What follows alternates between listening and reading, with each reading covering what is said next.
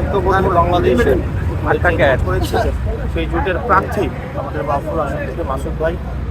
আমরা ভাইয়ের আসনে এসেছি আমাদের যেই দুর্নীতির বিরুদ্ধে যে আমাদের যেই সামগ্রিক যে একটা প্রয়াস রয়েছে সংস্কারের পক্ষে আধিপত্যবাদের বিরুদ্ধে আমাদের যেই সমন্বিত যেই লড়াই আছে, আমরা সেই বার্তাটাই হচ্ছে জনগণকে আমরা দিতে চাই যে আগামী নির্বাচন হবে দুর্নীতিবাজদের বিরুদ্ধে, আগামী নির্বাচন হবে আমাদের সেই সংস্কারের পক্ষে আধিপত্যবাদের।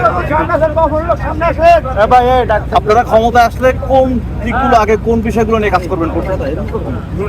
দুর্নীতির প্রতিরোধ, কারণ বাংলাদেশের যদি real root of all problems is corruption. যত করাপশনটাকে যদি আমরা নির্মূল করতে পারি, চাঁদাবাজি যদি আমরা নির্মূল করতে পারি, তাহলে জনজীবনে হচ্ছে আমাদের অর্থনৈতিক যে জায়গায় সেটাতে প্রতিসঞ্চার হবে এবং আমাদের প্রত্যেকটা কাজে মানে এখনো পর্যন্ত দুর্নীতিটা হচ্ছে প্রধান সমস্যা হিসেবে আবির্ভূত হয়েছে। এই বিষয়গুলো নিয়ে আর আমাদের যে ইশতেহার বা এই বিষয়গুলো নিয়ে আমাদের সামগ্রিক পলিসি আমাদের টিম ইশতেহারগুলো নিয়ে কথা বলতে